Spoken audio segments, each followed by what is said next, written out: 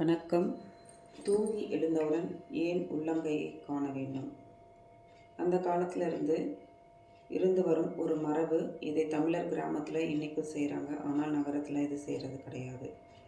இதன் விவரம் என்னென்னா, நம் உடலில் தினமும் பிராணசக்தி இழப்பு ஏற்படுது. அதை சரி செய்ய உணவு மற்றும் உறக்கம் கொண்டு சரி செய்கிறோம்.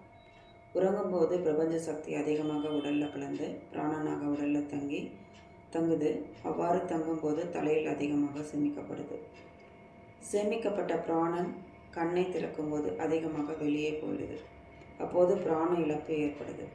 அந்த பிராண சக்தி மீண்டும் உடலுக்குள்ளே செலுத்த உள்ளங்கையை கண்ணுக்கு முன்னாடி வைக்கிறோம்.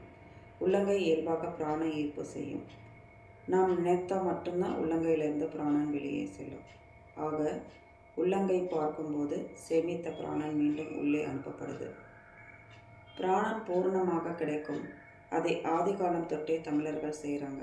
உள்ளங்கை என பெயர் ஏன் வச்சாங்க அப்படின்னா, உள்ளங்கை உள் அவயங்களோடு தொடர்பு உடைய பகுதி.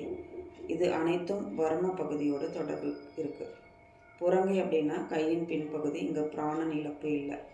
அதனால்தான் அடித்தால் புறங்கையால் தட்டு அடி என்பார்கள். புறங்கையால் மட்டும் அடிக்க முடியாது. பிறரை துன்பம் அடைய செய்வது தவறு. அதை செய்ய முடியாத புறங்கையால் செய்தால் குறையும் என்பதே இதன் கருத்து.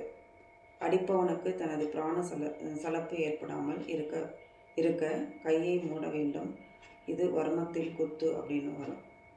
முழங்கை சங்கை முழங்க வாயின் பகுதிக்கு கொண்டு வர மடக்கும் பகுதியின் கைக்கு முழங்கை என்றும் அளத்தல் பகுதியில் அளவில் ஒரு முழம் என்றும் பின்னால் அழைக்கப்பட்டது. தமிழன் ஒவ்வொரு விஷயமும் அறிவுபூர்வமாக செய்தான் என்பதை நாம் நினைவில் கொண்டு வைப்போம். நன்றி. மீண்டும் ஒரு நல்லதொரு பதிவில் சந்திப்போம். வாழ்க வளமுடன்.